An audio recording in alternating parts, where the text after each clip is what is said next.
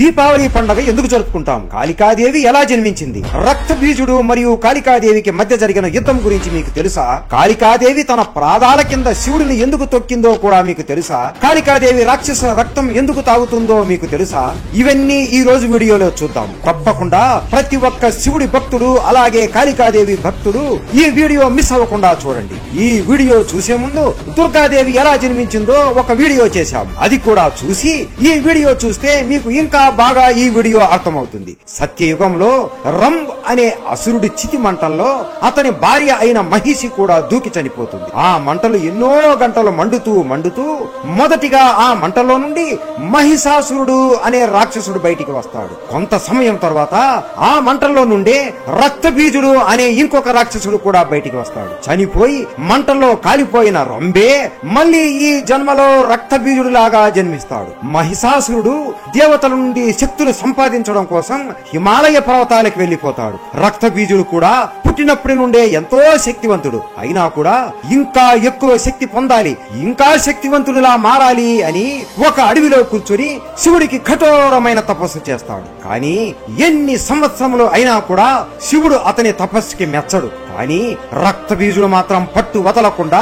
తపస్సు చేస్తూనే ఉంటాడు. చివరికి శివుడు మెచ్చి ప్రత్యక్షం అయ్యి నీకు ఏం వరం కావాలో కోరుకోనాయనా అనగా రక్తబీజుడు నమస్కరించి నాకు అమరత్వం ప్రసాదించండి స్వామి అని కోరతాడు. అది అసంభవం, ఈ భూమి మీద ఎవ్వరూ అమరులు అవ్వలేరు, వేరే వరం ఏదైనా కోరుకో అని శివుడు అంటాడు. రక్తబీజుడు ఆలోచించి దేవుళ్ళని కూడా గజగజ వణికించే ఒక వరం కోరతాడు. నా రక్తం బొట్టు నేల మీద పడిన ప్రతిసారి ఆ రక్తం బొట్టు నుండి నాకన్నా రెట్టింపు శక్తివంతుడు అయిన మరొక రక్తబీజుడు జన్మించాలి. వాడి రక్తం బొట్టి కింద పడితే వాడికన్నా మరింత శక్తివంతుడైన రక్తబీజుడు జన్మించాలి అనే వరం కోరుకుంటాడు. ఇది విని శివుడు కూడా కొంచెం భయపడిపోతాడు. కానీ నవ్వుతూ సరే నీ ఇష్టం తదాస్తు అని వరం ఇస్తాడు. వరం పొందిన వెంటనే రక్తబీజుడు పాతాళ లోకానికి వెళ్లి అక్కడున్న రాక్షసులని సంహరించి పాతాళ లోకానికి కూడా రాజు అవుతాడు. రాక్షసులు కూడా రక్తబీజుడు పేరు వినగానే వణికిపోతూ భయపడిపోయేవాళ్ళు. అలా కొన్ని నెలలు గడుస్తాయి.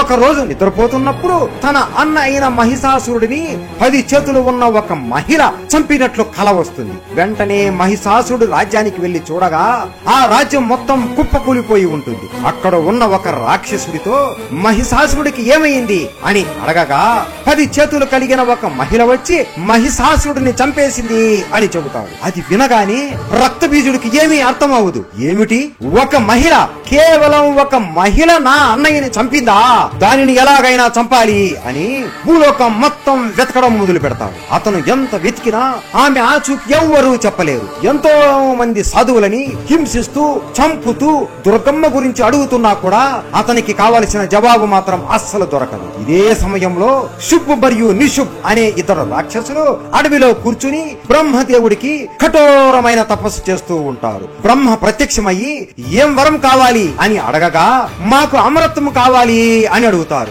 ఓరి బాబు, ఎంత మందికి చెప్పాలిరా, అమరత్వం అనేది ఇవ్వడం కుదరదు అని బ్రహ్మదేవుడు కోపంగా చెబుతాడు. దాంతో మమ్మల్ని ఏ ఆడది ఓడించలేదు, ఆడవాళ్లు కేవలం పడక గదికి మాత్రమే అంకితం అని మనసులో అనుకుని మా మరణం ఏ మగవాడి చేతుల్లో సంభవించకూడదు అనే వరం కోరతారు. సరే మీ ఇష్టం తదాస్తు అని బ్రహ్మ వరం ఇస్తాడు. శుభ్ మరియు నిశుభ్ అన్నని ఇంద్రదేవుడు చంపి ఉంటాడు. ప్రతీకారం తీర్చుకోవడానికి శుభ్ మరియు నిశుభ్ ఇంద్రలోకంపై దాడి చేస్తారు.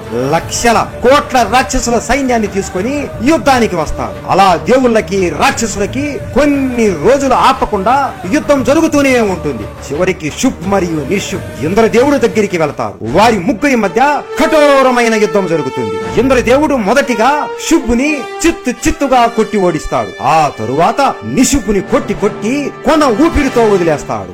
ఇది చూసి రాక్షసులు అందరూ భయపడిపోతారు. ఇంద్రుడు యుద్ధం గెలిచేశాము అని ఆనందపడుతూ ఉండగా ఈ రాక్షసుల వెనక నుండి ఒక దివ్యమైన వెలుగు వస్తుంది. ఆ వెలుగు నుండి కోట్ల రాక్షసులు పరిగెత్తుకుంటూ వస్తూ ఉంటారు. ఆ కోట్ల రాక్షసుల మధ్యలో ఎర్రటి రక్తంతో ఎర్రటి చర్మంతో క్రూరంగా నవ్వుతూ ఒక రాక్షసుడు వస్తూ ఉంటాడు. అతనే రక్తబీజుడు. దుర్గమ్మ ఎక్కడ ఉంటుందో జరుగుతుందో ఈ ఇంద్రుడికి తెలుసు అని తెలుసుకొని దాడి చేయడానికి వచ్చి ఉంటాడు. రక్త బీజుడి రాక్షసులు మామూలు రాక్షసుల కన్నా 100 రెట్లు శక్తివంతులుగా ఉంటారు. దేవుళ్ళు కూడా వారిని ఓడించలేక భయపడిపోతూ ఉంటారు. అలా ఎంతో మంది దేవుళ్ళు అందరూ చనిపోయారు. ఇంద్రదేవుడు కూడా ఓడికిపోతూ ఉంటాడు. రక్త బీజుడు, నువ్వే కదా ముందు జన్మలో నా తమ్ముడు అయిన కరంబుని దొంగ దెబ్బ తీసి చంపావు, ఇప్పుడు నీ మరణం నా చేతుల్లో ఉంది అని గట్టిగా అని అరుస్తాడు. అలా దేవుళ్ళు రాక్షసుల మధ్య ఎన్నో రోజులు కఠోరమైన యుద్ధం జరుగుతూనే ఉంటుంది. శుభ్ మరియు నిశుభ్ వారికి ఉన్న వరం నుండి శక్తిని పొంది మరింత శక్తితో దేవుళ్ళని చంపుతూ ఉంటారు. ఇంద్రుడు ఎలా అయితే ఓడిపోతాం అని కుబేరుడి సహాయం కోరతాడు. కుబేరుడు కోట్ల యక్షులతో వస్తాడు. ఆ యక్షులందరినీ ఒక్క రక్త బీజుడే కేవలం ఒక్క రోజులోనే చంపేస్తాడు.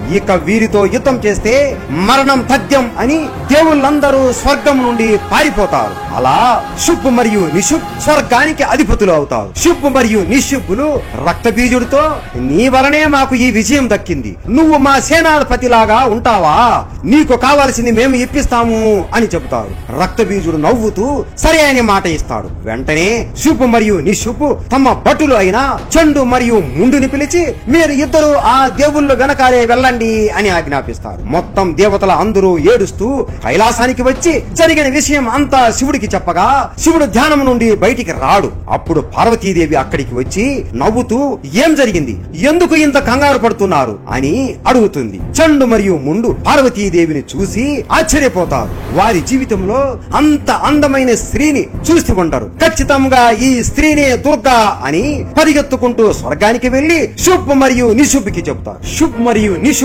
పార్వతీదేవి అందం గురించి చండు మరియు ముందుకు చెబుతుంటే ఇద్దరూ ప్రేమలో పడిపోతారు. ఇలాంటి ఆడది ఆ కైలాసంలో ఎందుకు ఉంది, మన పడక గదిలో కదా ఉండాలి అని రక్తబీజుడికి కూడా ఈ విషయం చెప్పకుండా మొత్తం సైన్యంతో కైలాసానికి బయలుదేరతారు. మొదటిగా చండు మరియు ముండు 1 కోటి సైన్యంతో పార్వతీదేవిని లాక్కుని రావడానికి వెళతారు. మొదటిగా శివ గణాలని వీళ్ళు ఓడించి పార్వతీదేవి ముందుకు వెళతారు. పార్వతీదేవితో చండు మరియు ముండు, నువ్వు మాతో మా రాజ్యానికి రావాలి, మా రాజులు ఇద్దరు నీ మీద మనసు పడ్డారు, నువ్వు వచ్చి వాళ్ళకి సుఖాన్ని ఇవ్వు, నువ్వు రాకపోతే నీ జుట్టు పట్టుకుని లాక్కుని వెళ్లాల్సి ఉంటుంది, మర్యాదగా మాతో నీ అంతట నువ్వేరా అని అవమానిస్తారు. అది విని పార్వతీదేవి కోపంతో, మీరు మాట్లాడుతుంది తప్పు, దయచేసి ఇక్కడ నుండి వెళ్లిపోండి అని మర్యాదగా అంటున్నా చండు మరియు ముండు ఏవేవో అనరాని మాటలు మాట్లాడుతూ ఉంటారు. వాళ్ళు అంటున్న మాటలన్నీ ఆ కైలాసంలో ఉన్న దుర్గమ్మ వింటుంది. దుర్గమ్మకి ఒళ్ళు మండిపోతుంది. దుర్గమ్మ కోపంతో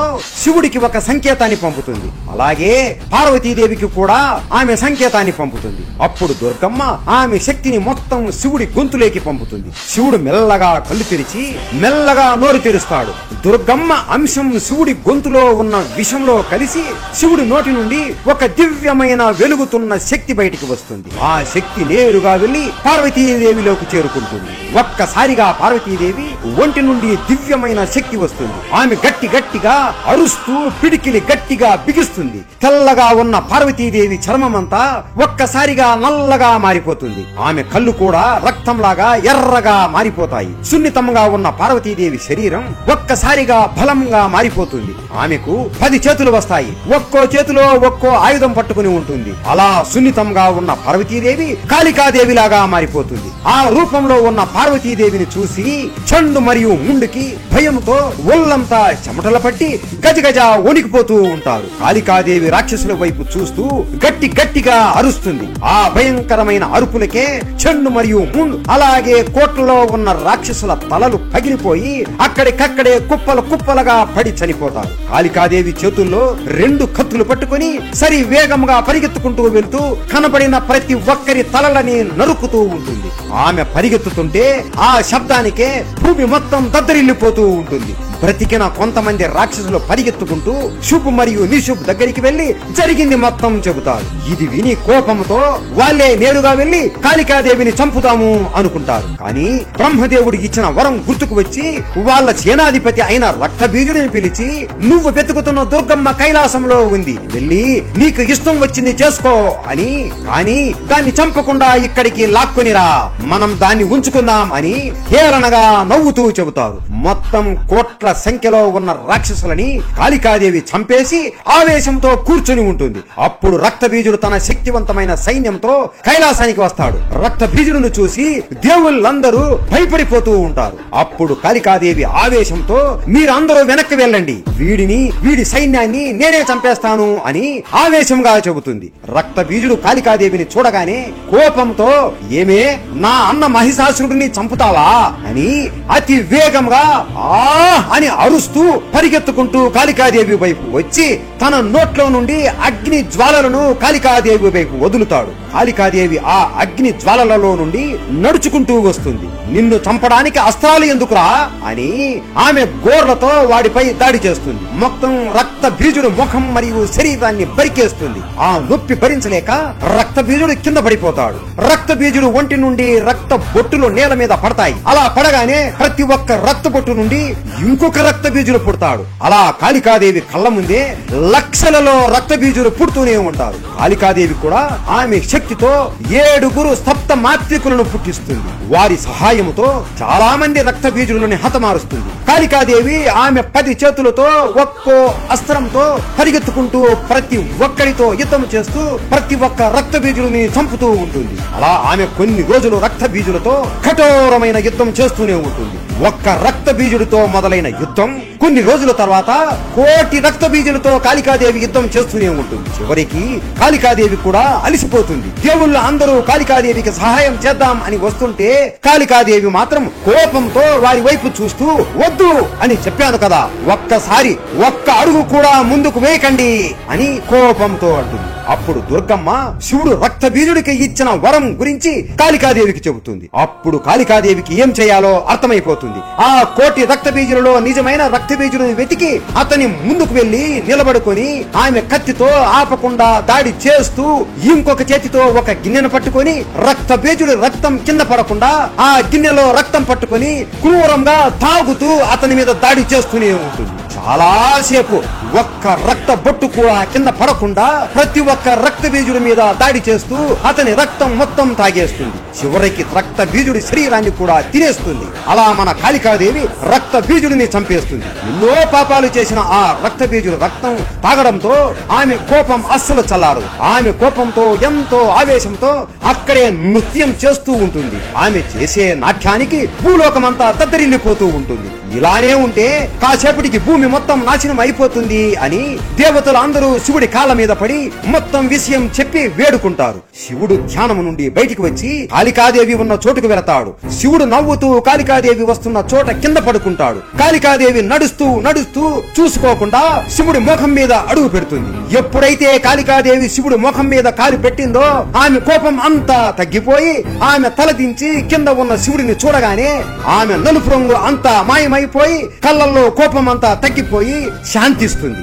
ఆమె భయంకరమైన నాలుకని లోపలికి పెట్టుకుని పార్వతీదేవి లాగా మారిపోతుంది. చేతులు జోడించి ప్రభు నన్ను క్షమించండి, ఆ రక్త బీజుడు చేసిన పనులకి కోపం ఎక్కువైపోయి నేను ఏం చేస్తున్నానో కూడా నాకు గుర్తులేదు, మీ మీద కాలు పెట్టినందుకు నన్ను క్షమించండి అని స్పృహ తప్పిపోయి కింద పడిపోతుండగా శివుడు వెంటనే లేచి పార్వతీదేవిని పట్టుకుంటాడు. వాళ్ళు ఇద్దరు ఒక్కరిని ఒక్కరు చూసుకుంటూ నీ కాళికాదేవి రూపాన్ని ఎవరు అయితే పూజిస్తారో వారి మీద ఉన్న దుష్ట శక్తులు అలాగే కష్టాలు అన్ని పోతాయి అని శివుడు వరం ఇస్తాడు. ఇది కాళికాదేవి వెనుక ఉన్న కథ.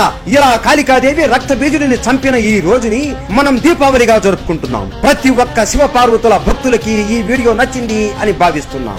వారాహి అమ్మవారి కథ తెలుసుకోవాలి అంటే చెప్పండి, వీడియో చేస్తాము. ఈ దీపావళికి ఈ వీడియో ప్రతి ఒక్క భక్తుడు చూడాలి. ఈ వీడియో ప్రతి ఒక్కరికి షేర్ చేయండి. కాళికాదేవి అంటే మీకు ఇష్టం ఉంటే జై కాళికాదేవి అని కామెంట్ చేయండి. జై కాళికాదేవి, జై జై కాళికాదేవి.